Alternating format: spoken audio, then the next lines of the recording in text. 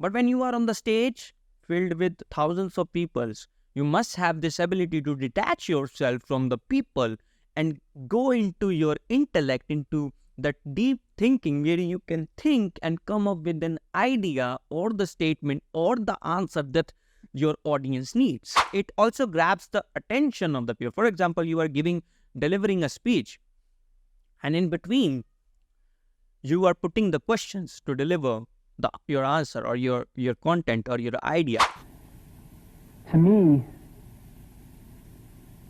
marketing is about values. This is a very complicated world. It's a very noisy world. And we're not going to get a chance to get people to remember much about us. No company is. And so we have to be really clear on what we want them to know about us. Now, Apple, fortunately, is one of the half a dozen best brands in the whole world. So if you see here, and if you go back and see,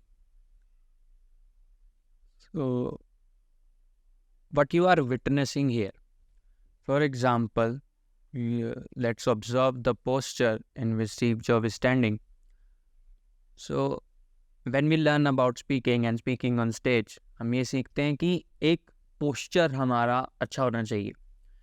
मैं सीधे खड़े होना चाहिए, मैं हाथों का use सही तरीके से करना आना चाहिए. But when we see here, we see that he has some untraditional way of standing, or say body language. So why it's so? Because if you read about Steve Jobs, if you observe him after watching his videos, he has this ability to not to care about what other people think about him in his surroundings. Meaning he doesn't care what you are thinking.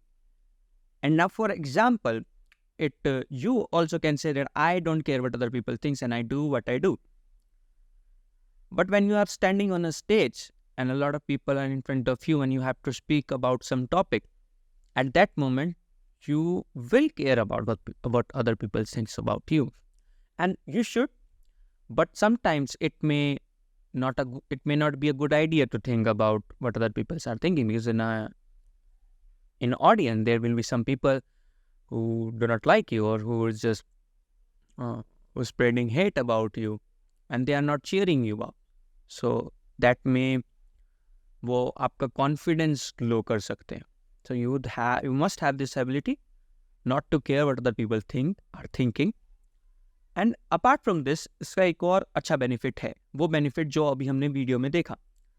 What's the benefit? For example, if you go into the starting of the video and you see Steve Jobs takes some time, and if you see him, और अगर आप ध्यान से देखें तो he's taking time to think. And now, when you are on the stage, most of the people don't take time to think. या तो वो बहुत prepared होते हैं पहले से जाके क्या बोलना है. But at many moments, you will have to think and come up with the statements or the words which suits in the situation. Now, क्या आपके पास वो thinking ability नहीं है? But let's suppose you are on a stage and you are supposed to think. You won't think clearly. And why it happens? इसका एक example, इसे कोई एक एग्जाम्पल से समझते हैं कि जब मैंने आपसे कोई एक इम्पॉर्टेंट क्वेश्चन पूछा और आपका जवाब कहीं ना कहीं, काफ़ी लोगों का जवाब आपने कहीं ना कहीं ये सुना होगा कि मैं कुछ टाइम बाद सोच के जवाब दूंगा. Why? Because we need time to think. Of course आप कहते हैं कि मुझे एक दिन का टाइम चाहिए सोचने के लिए, बट असल में एक दिन का चाहिए होता है. हम पूरे दिन एक ही चीज़ को तो नहीं सोच रहे होते, हमें सिर्फ कुछ समय, शायद 10 मिनट, 15 मिनट, आधा घंटा, इतना ही टाइम चाहिए होता है. बहुत कम टाइम चाहिए होता है जितना टाइम हम मांग लेते हैं, ताकि हम अच्छे से सोच पाएँ या अपना डिसीजन बदल पाएँ. और जब हम सोच रहे होते हैं तो हमें ये नहीं पता होता कि हम किस पोस्चर में हैं, बस सोच रहे हैं. फॉर एग्जाम्पल, अगर मैं यूँ बैठ के सोच रहा हूँ, मेरे हाथ मेरे मुँह पर हैं, सोच रहा हूँ. So when you are on the stage you can't do this, और you would not like to do this because आपके हाथ आपके फेस के ऊपर आ रहे हैं, या फिर आप किसी यूं टेढ़े से खड़े हैं जैसे स्टीव जॉब खड़े हैं. So you would not like to do this. But when we see Steve Jobs, he does this same thing. Now, when we are in an untraditional posture or a, lazy, loose posture, when we are thinking or when we are just, our expression would be so different, serious or alag hi. Because we detach ourselves from the surroundings. When we are in room, we are automatically detached from the surroundings in a complete alone room where I'm just thinking about some specific topic. So I am detached. But when you are on the stage filled with thousands of people, you must have this ability to detach yourself from the people and go into your intellect, into that deep thinking where you can think and come up with an idea or the statement or the answer that your audience needs. Everything should not be prepared. For example, many people create videos and they create script word to word. Nothing is wrong in that. But for example, you are live on the YouTube. Now, if you fumble a lot, if you are just, you can't remember the points, or you are just wasting their time. So in live, if you can't do this, or YouTube's videos are actually about creating content, connection, not content. YouTube videos is about actually creating connections. And the real connection, when you will meet them live, online, live, or in real life, and you can't speak and think and then speak, the people would not, will feel betrayed, some extent of betrayed, not in extreme sense. So first thing we should learn from him is his ability to detach himself from the surrounding. Why detach? Because you can enter into your intellect in front of the people and come up with the ideas on the stage, come up with the answers. And we need to bring it back. The way to do that is not to talk about speeds and feeds. It's not to talk about MIPS and megahertz. It's not to talk about why we're better than Windows. The dairy industry tried for 20 years to convince you that milk was good for you. It's a lie, but they tried anyway. And the sales were going like this. And then they tried Got Milk, and the sales are going like this. Got Milk doesn't even talk about the product. Matter of fact, it focuses on the absence of the product. But the best example of all, and one of the greatest jobs of marketing the universe has ever seen, is Nike. Remember, Nike sells a commodity. They sell shoes. And yet, when you think of Nike, you feel something different than a shoe company. In their ads, as you know, they don't ever talk about the product. They don't ever tell you about their air soles and why they're better than Reebok's air soles. What does Nike do in their advertising? They honor great athletes, and they honor great athletics. And why they're better than Reebok's air soles. So now, one other important thing which you can observe and learn from Steve Jobs' speaking style is asking the question, putting the question in front of the audience. And I think it's the best way. A lot of other people also follow. If you hear Jordan Peterson, he always puts a question like, he uses this thing, what does it mean to be happy? What does it mean to be a man? So what does it mean to be a man? So now people want to hear what does it even mean? What does it mean to be happy when you have lots of money? So now if you have a lot of money, you want to know what does it mean to be happy for him or for yourself.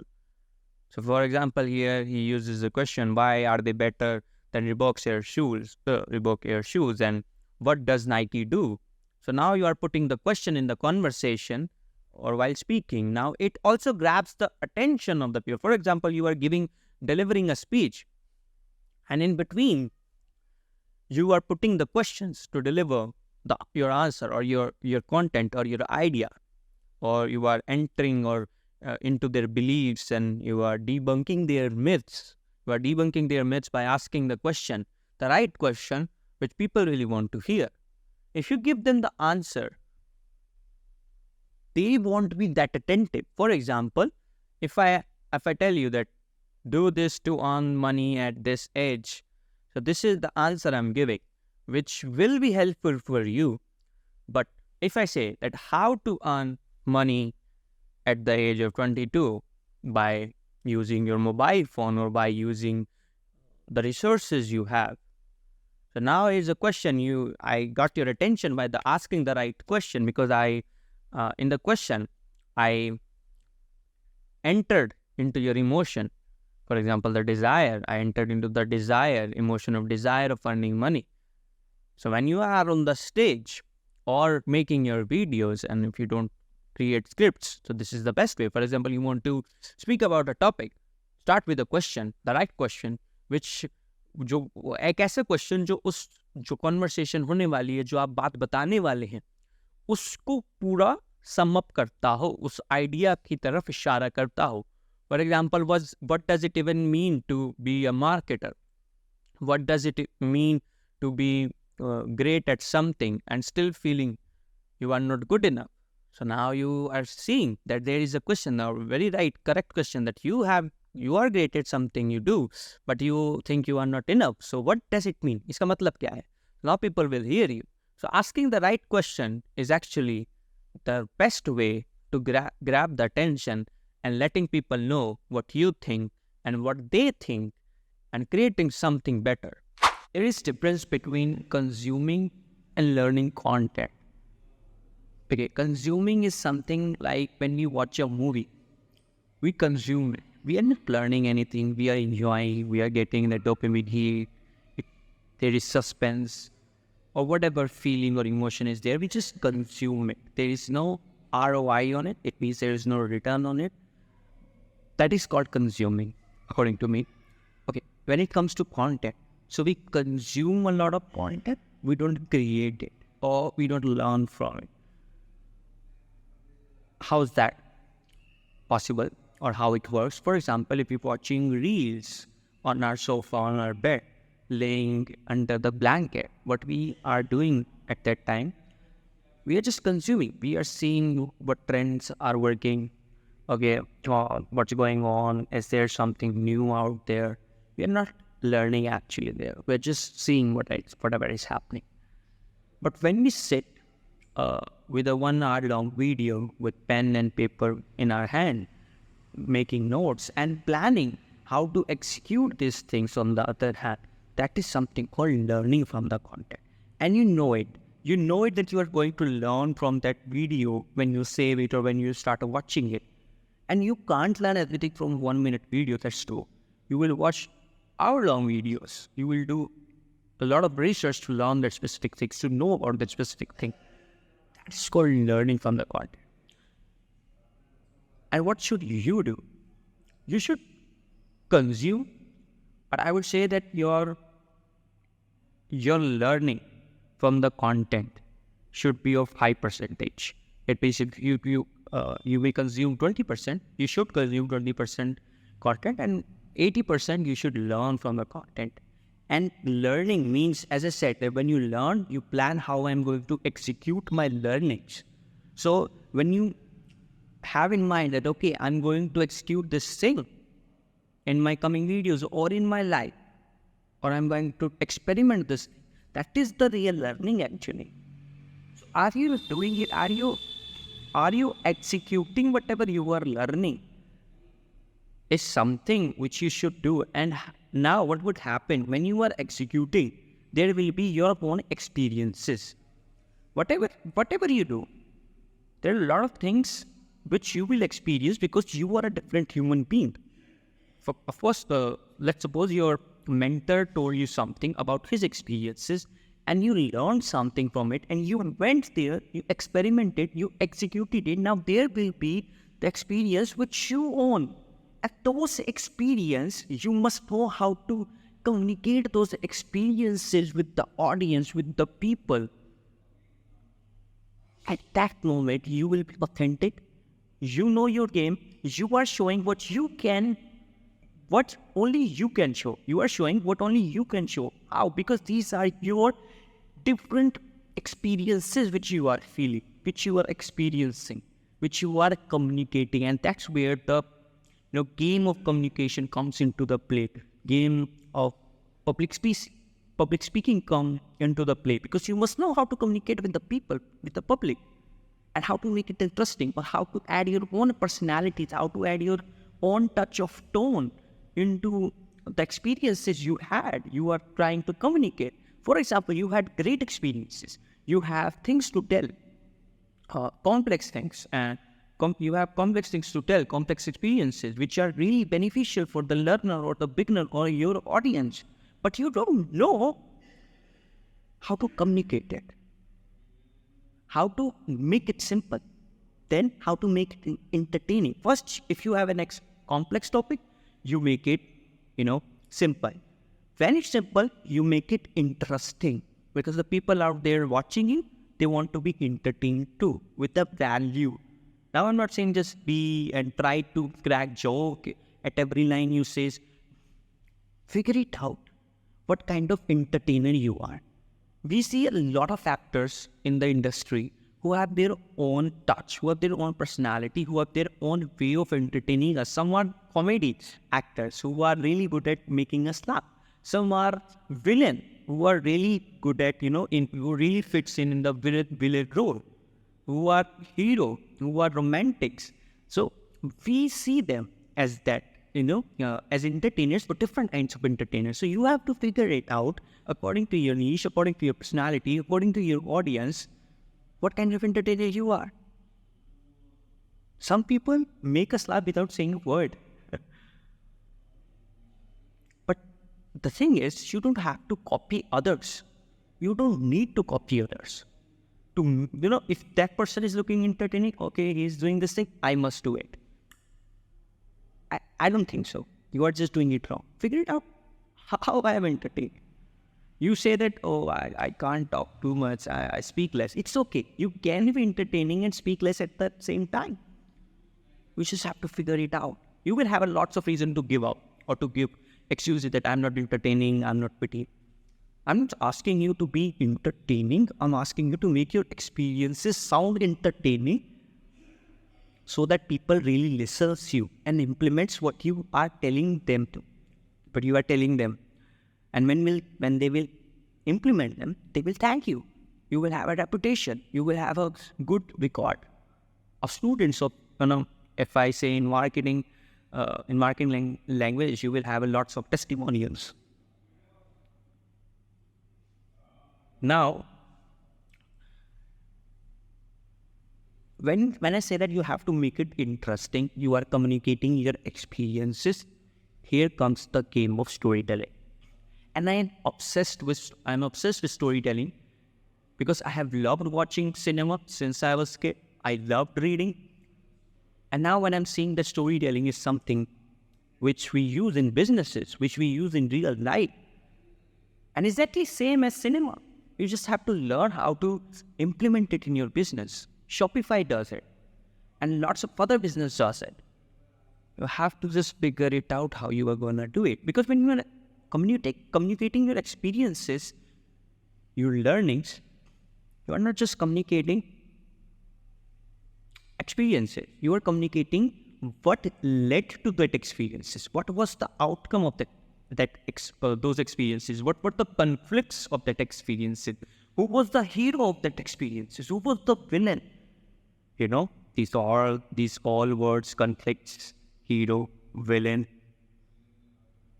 are the words of storytelling, are the part of the storytelling world which you will live in. This whole world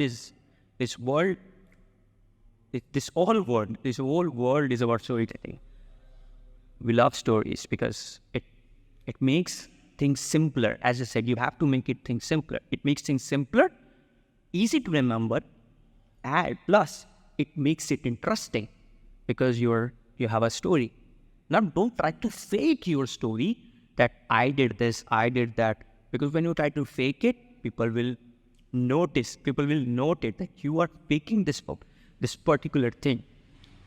It's exactly same like when there is a movie and some director is trying to copy other movies.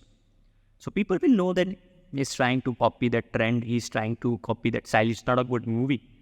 So same with your content, with your personality. Don't try to fake it. Don't try to copy it. Now, here comes a question. You may ask me that there is a book, Still Like an Artist. What does it imply? That should not be, we should not steal it, or what should we do? I think, tell me something in context of that book.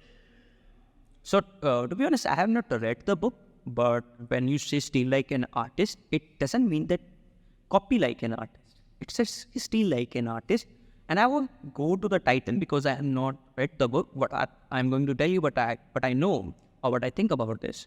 And the thing is, when you say that you are stealing from artists or from others' work, what you are actually saying that you're trying to copy that thing. The question is, will you be able to copy it? If yes, then you are already an expert, or you already know that thing, and you can add your own personality and touch and make it your own. But again, copying is so hard. And I will suggest you go and copy others. And if you get successful in copying them, then you can easily add your own touch, your personality, your elements, and it will be your own thing. It won't be a stolen or copied thing. So yeah, first step is copying something. When you will succeed in copying that thing, here comes the game. Here comes the, that amazing part that you can make that thing your own. But the thing is, copying is not easy. It takes time. It takes learnings. It takes dedication and hard work to copy some great work. But if you can copy it, you can make it your own in just 1 second. You must know your personality and your touch. And when you will be copying, you will figure it out, your personality and touch. So yes, you can copy. But again, where we are lending on our touch, on our personality, and making things our own, not a copied thing, not a faking thing. When people will watch that content, will read that piece of content or whatever kind of content they will consume, they will know that this is Shishir Wadhvan's content. This is your content. This is, put your name. This is your content, not others. So I hope you like the video. I just made it because without any good camera or anything else, I just made it because this thought was coming to my mind, and I'm happy to share it. Thank you so much for watching the video.